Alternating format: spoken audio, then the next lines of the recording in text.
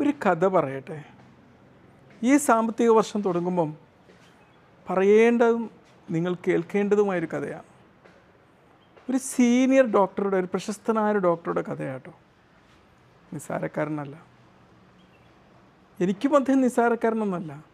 കാരണം ഏതാനും ദിവസങ്ങളുടെ സൗഹൃദം കൊണ്ട് എന്നെ ഒരു പുത്രൻ എന്ന് വിളിച്ച എൻ്റെ ഹൃദയത്തിലേക്ക് സ്ഥാനം പിടിച്ചൊരു മഹാമനുഷ്യനാണ് അദ്ദേഹം. ഞാനിപ്പോഴും ആലോചിച്ച് പോവുക. അന്ന് രാജാ മുത്തയ്യ മെഡിക്കൽ കോളേജിൽ മാസത്തിൽ 4 ദിവസം ക്ലാസ്സിന് പോകണം. ഞാൻ PG diploma in preventive cardiology പഠിക്കുന്നു. എൻ്റെ ആ സീനിയർ ഡോക്ടർ അവർ PG ഡിപ്ലോമ ഇൻ ഡയബറ്റോളജി പഠിക്കുന്നു. അപ്പോൾ ഞങ്ങൾ രണ്ടുപേരും പോകുന്നതൊക്കെ ഒരുമിച്ചാണ്. അതുപോലെ ഒരുപാട് ഡോക്ടേഴ്സ് ഉണ്ട്. കേരളത്തിൽ നിന്നാണ് കുറേ പേര് അവിടെ പഠിക്കുന്ന സ്റ്റുഡൻസിൽ 3/4% മലയാളികളുമാണ്. അങ്ങനെ ഞങ്ങൾ ഒരുമിച്ച് യാത്ര പോകും. വിനോദയാത്ര പോലെ, ഉല്ലാസയാത്ര പോലെ അതങ്ങോട്ട് യാത്ര ചെയ്യും. 4 ദിവസം അവിടെ സ്റ്റേ ചെയ്യും. ഒക്കെ അടിപൊളിയായിട്ട് കാലം ഇങ്ങനെ കഴിഞ്ഞു പോകുന്നൊരു സമയം. സൗഹൃദം വളരെ മനോഹരമായി. കാരണം നമ്മളൊരിക്കൽ റൂംമേറ്റൊക്കെ താമസിച്ച് കഴിഞ്ഞാൽ സൗഹൃദം അത് ഊഷ്മളമായി മാറുമല്ലോ. ആ ഊഷ്മളത പിന്നെ സാമ്പത്തികമായിട്ടുള്ള ചില ഇടപാടുകളിലേക്ക് നീങ്ങുകയാണ്.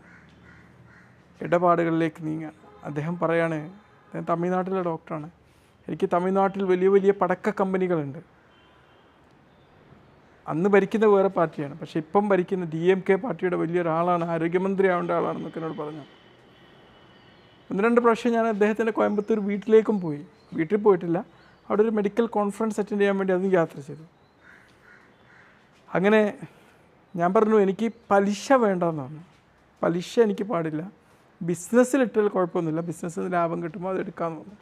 അങ്ങനെ ബിസിനസ് ലാഭം എന്ന് പറഞ്ഞ് അദ്ദേഹത്തിന് പണം വാങ്ങിക്കൊണ്ടേയിരുന്നു. ചെറിയ ചെറിയ ലാഭങ്ങളൊക്കെ തന്ന് മോഹിപ്പിച്ച് അങ്ങനെ സുഖമായിട്ട് ഇങ്ങനെ കഴിഞ്ഞു പോവുകയായിരുന്നു ആ ബന്ധം. കുറേ കഴിയുമ്പോൾ ലാഭങ്ങളൊന്നും കിട്ടാനില്ല. വീണ്ടും വീണ്ടും ആ ഒരു ബന്ധം നമ്മുടെ ഹൃദയത്തിലൊരു സ്ഥാനം പിടിച്ചു കഴിഞ്ഞല്ലോ. ആ ബന്ധം എന്നോട് വീണ്ടും അദ്ദേഹം പണം ഇങ്ങനെ ചോദിച്ചുകൊണ്ടിരുന്നു. അദ്ദേഹം പറഞ്ഞു, ആയിക്കോട്ടെ എന്നാൽ ചെക്ക് തരാം, ലാഭം എഴുതി വെച്ചോ, ഇത്ര ലാഭം എഴുതി വെച്ചോ എന്നൊക്കെ പറഞ്ഞുകൊണ്ടിരുന്നു. അങ്ങനെ ജീവിതം ഇങ്ങനെ വർഷങ്ങൾ കടന്നുപോയി. അദ്ദേഹം പ്രോമിസ് ചെയ്ത ലാഭം അത് ഓരോ മാസവും ക്ലാരിഫൈ ചെയ്തിട്ടാണ് ഇടുക.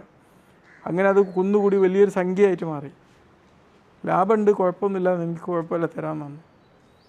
അങ്ങനെ വർഷങ്ങൾ കടന്നുപോയി. പിന്നെയാണ് എനിക്ക് മനസ്സിലായത്, ഇദ്ദേഹമൊക്കെ പണം ഒരുപാടുണ്ടായിട്ടും പണമൊക്കെ ദൂർത്തടിച്ച് ദാരിദ്ര്യത്തിലേക്ക് നീങ്ങിയ വ്യക്തികളാണ്. ദാരിദ്ര്യം എന്ന് പറഞ്ഞു കഴിഞ്ഞാൽ മറ്റു മനുഷ്യർക്ക് പണം കൊടുക്കാനുള്ള ദാരിദ്ര്യം, അല്ലാതെ സ്വന്തം വീട് നോക്കാനൊന്നുമില്ല. അദ്ദേഹത്തിന് 3 പെൺകുട്ടികളാണ്, നല്ല ഹൈ പ്രൊഫൈല്, യൂറോപ്യൻ രാജ്യങ്ങളിലൊക്കെ വർക്ക് ചെയ്യാൻ. അവരെ കുട്ടികൾക്ക് ഗോൾഡ് വാങ്ങാനും മറ്റുമൊക്കെ ആണ് എന്ത് ചെയ്യുന്നത്, ഇവർ നമ്മളെടുത്തുനിന്ന് ഇത് വാങ്ങുന്നത്. അവർക്കാണെങ്കിൽ ഫണ്ട് അച്ഛന് കൊടുക്കാനൊക്കെ ഉണ്ട്, എന്നാലും അങ്ങനെയാണ്. അങ്ങനത്തെ ഒരു മനുഷ്യനാണ്. അങ്ങനെ വർഷങ്ങൾ കടന്നുപോയി. അങ്ങനെയാണ് അദ്ദേഹത്തെ, നമ്മുടെ കേരളത്തിലായിരുന്നു അന്നൊക്കെ ഉണ്ടായിരുന്നത്, കേരളത്തിൽ നിന്ന് അദ്ദേഹത്തെ പിരിച്ചുവിടുകയാണെന്ന് തോന്നുന്നു. പിരിച്ചുവിട്ടതാണോ പോയതാണെന്നറിയില്ല. അങ്ങനെ അവിടുന്ന് പോകുന്നു. പിന്നെ അദ്ദേഹമായിട്ട് കണക്ഷനില്ല. എന്നാലും ഫോൺ കോളുകളൊക്കെ വിളിക്കും. ചിലപ്പം പറയും, ചില സമയത്ത് എന്തെങ്കിലും കുറച്ച് പൈസയൊക്കെ അങ്ങോട്ട് ഇട്ട് തന്നു. എന്താണ് നമുക്ക് ഇത്രയൊക്കെ പറ്റിക്കപ്പെട്ടു എന്ന് അറിഞ്ഞിട്ടും പിന്നെയും അവർ ചോദിക്കുമ്പോൾ കൊടുക്കാൻ നമ്മളെ പ്രേരിപ്പിക്കുന്നത് എന്താണെന്നൊരു പിടുത്തം കിട്ടുന്നില്ല. ഇതാണ് ഹിപ്നോട്ടിസം എന്ന് പറഞ്ഞു കഴിഞ്ഞാൽ. നിങ്ങളുടെ പണം നിങ്ങളുടെ കൈകളിൽ നിന്ന് സ്വന്തമാക്കാൻ ഓരോ വ്യക്തികൾ കാണിക്കുന്ന ഒരു ഹിപ്നോട്ടിക് പവർ. അവർ നമ്മളെ ഹിപ്നോട്ടൈസ് ചെയ്യാണ്. നമ്മൾ കൊടുക്കാനുള്ള ഫണ്ട്, നമുക്ക് തരാനുള്ള ഫണ്ട് തിരികെ കിട്ടണമെങ്കിലും ഇനിയും ആ ഒരു ബന്ധം നിലനിർത്തണമെങ്കിലും ഇത് വേണ്ടി വരും എന്നുള്ളൊരു ധാരണ പോലത്തെ ഹിപ്നോട്ടൈസ് ചെയ്യണം. ഞാനും വിചാരിച്ചിട്ടുണ്ട്, ഇങ്ങനെയൊക്കെ ആയി എന്നറിഞ്ഞിട്ടും എന്തുകൊണ്ട് വീണ്ടും ഞാൻ അദ്ദേഹത്തിൻ്റെ കയ്യിൽ കൊടുത്തു. ആ ഒരു ചോദ്യം എൻ്റെ മുമ്പിൽ ഇങ്ങനെ ബാക്കിയായി നിൽക്കുകയാണ്. അങ്ങനെ ഇത് പിന്നെയും കുന്നുകൂടി. അവസാനം ഒരു സുപ്രഭാതത്തിൽ ഒരു വാർത്ത കേട്ടു. അദ്ദേഹത്തിൻ്റെ സുഹൃത്താണ് വിളിച്ചത്, അയാൾ മരിച്ചു എന്നുള്ളത്. അങ്ങനെ അയാൾ മരിച്ചു എന്നുള്ളൊരു വാർത്ത കേൾക്കുകയാണ്. ന്യൂസിലാൻഡിൽ നിന്ന് എവിടുന്നോ മരിച്ചു എന്നാണ്. ഞാനും അന്ന് എനിക്ക് പണം തരാനുള്ളതിനേക്കാളും എൻ്റെ ഹൃദയത്തിൽ അദ്ദേഹത്തിൻ്റെ സ്ഥാനം ഉണ്ടല്ലോ.